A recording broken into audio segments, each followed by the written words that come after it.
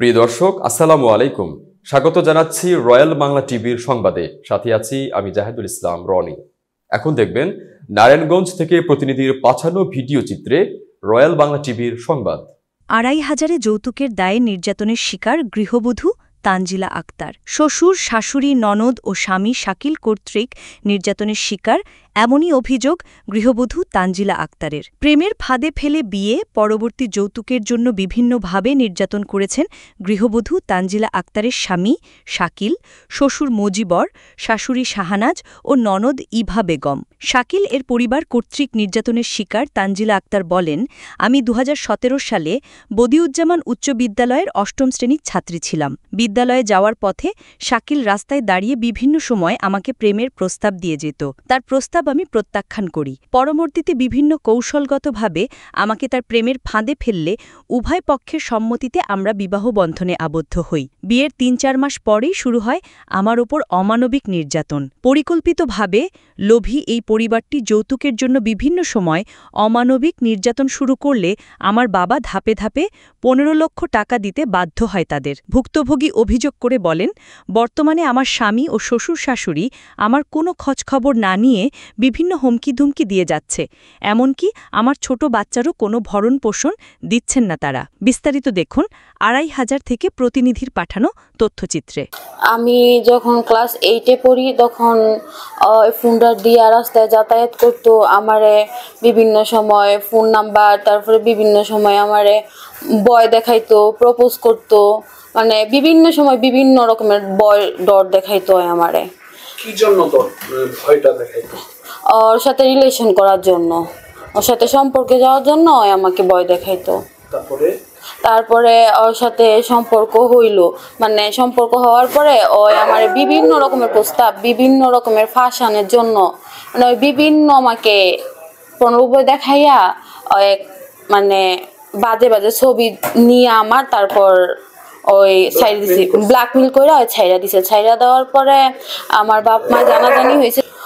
তারপরে যখন জানাজানি হয়েছে তখন আমার শ্বশুর আইসা আমার আব্বুর সাথে আলোচনা কইরা আমাদের বিয়ে দিল। বিয়ে আমার যৌতুক, আমার থেকে যৌতুক টাকা দিছে, স্বর্ণ গয়না দিছে আমার আব্বু। কত টাকা নিছে যৌতুক বাবদ? ২.৫ লাখ। আর স্বর্ণ গয়না কত টাকা? স্বর্ণ গয়না ১.৫ ভরি। তারপরে বিয়ের পরে কি হলো? বিয়ের পরে ৩ মাস পর থেকেই আমার শ্বশুর শাশুড়ি আমার জন্য এইটার জন্য টাকা আনো, ওইটার জন্য টাকা আনো, আমার ননাস সহ আমার সাথে তোমার বাবার বাড়িতে এইটা আনো, ওইটা আনো, টাকা পয়সা আমার বিভিন্ন রকমের এই করছে। শ্বশুরের নাম কি? আমার শ্বশুরের নাম মজিবুর রহমান, শাশুড়ি শাহানাজ বেগম, ননদ ইভা। এরা মিলে কি করছে তোমাকে? এরা মিল্লা বিভিন্ন রকম আমার মানে টর্চার, টাকার জন্য, এইটার জন্য, ওইটার জন্য, মানে ওদের যা লাগবে সব আমার মানে আমার কাছে চাওয়া। বিয়ের ৩ মাস পরে কি হয়েছিল? বিয়ের ৩ মাস পর আমার শ্বশুর, আমার শাশুড়ি, আমার ননাস, আমার হাজবেন্ড মিল্লা আমার অনেক টর্চার করছে। বিদেশ যাইবো আমার হাজবেন্ড, আমার বাবা টাকা দিত, আমাদের বাড়ির টাকা দিয়ে ওরা বিদেশ যাইব, মানে আমার অনেক রকমের মায়ের দূর এইটা সেটা কইরা আমি আমার সুখের জন্য আমার বাবার কাছ থেকে আইসা বইলা কান্নাকাটি কইরা আমার বাবার কাছ থেকে টাকা নিয়ে দিছি। ৩ লাখ টাকা ওরে বিদেশ যাওয়ার জন্য নিয়ে দিছি।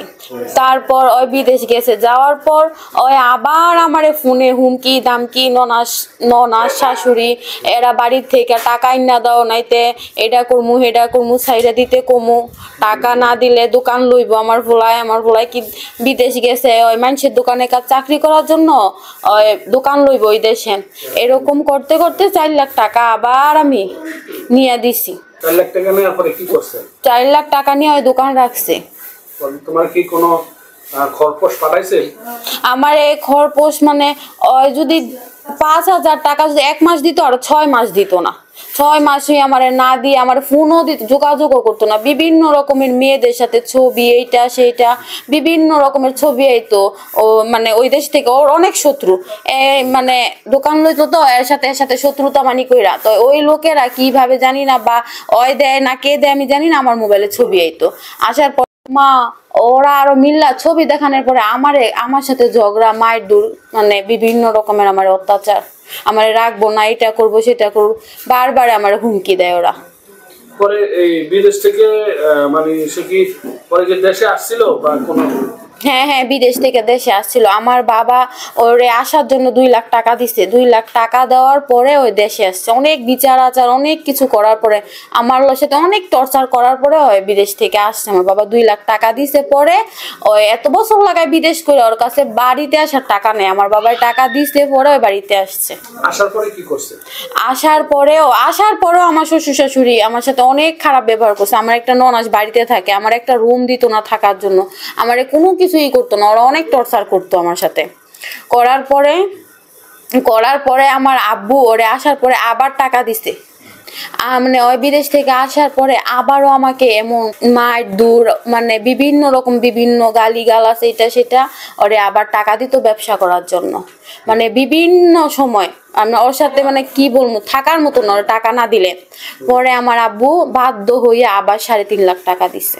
টাকা দেওয়ার পরে ওই টাকা যেদিনকে টাকা দিছে ওদিনকে আমাদের বাসায় আসছে। টাকা দেওয়ার 2 দিন পর থেকে মানে ওরে যেদিনকে গেছে এরপর থেকে এর মোবাইল বন্ধ, এর পাই না। 2 দিন পরে 3 দিন পরে এর মোবাইলে পাইছি। পাওয়ার পরে ইমুতে পাওয়ার পরে বলছে কি, আমি তো তানজিলা বিদেশে এসে পড়ছি, এইটা সেটা, মানে ওই আমার সাথে অনেক কথা। তখন আমি 3.5 মাসের প্রেগনেন্ট। ওই টাকা নিয়ে পালায় গেছে, আমার কাছে বইলেও যায়নি। টাকা নিয়ে পালায় গেছে, 1.5 বছর হইব ওই পালায় গেছে। যে টাকা নিয়ে আমার এখন পর্যন্ত মানে কোনো 10 টাকা ওই খরচ দেয় না, ফোন দেয় না, কোনো কিছু না।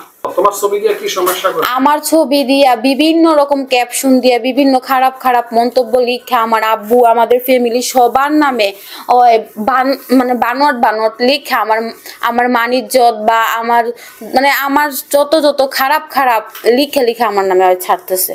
ওই বিদেশ থেকে, ওর বোন দেশে থেকে, ওর বাইরে দেশে থেকে এইসব করতেছে। এখন আমি আইনের কাছে, প্রশাসনের কাছে এখন আমি ন্যায্য বিচার চাই, ওদের যেন ন্যায্য বিচার হয়। আমার একটা 10 মাসের একটা সন্তান আছে, আমি ওদের বিচার চাই। আমার সন্তানের কোনো খোঁজ খবর নেয় না, আমার সন্তানের খাওয়ান খোরাক দেয় না, আমার সন্তানকে মানে দেখেই না। ওই যে একটা বাবা ওই যে 3.5 মাসের পেটে থুয়া গেছে, ওই কোনো খোঁজ খবর কোনো কিছু নেয় না।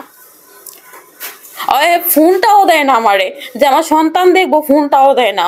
ওর মা আমার ফুলারে বলে যে একটা কুত্তার দাম আছে, আমার ফুলার দাম নাই, আমার ফুলা সন্ত্রাস হইব বড় হইলে, আমার ফুলা আমার 10 মাসের একটা বাচ্চা, এইসব বিভিন্ন রকমের কথা বলে ওরা। আমার পোলারে দেখে না। আমি আমার স্বামীর অধিকার চাই, আমি আমার পোলার নিয়ে মানে ভরণ পোষণ চাই, আমি সংসার করতে চাই।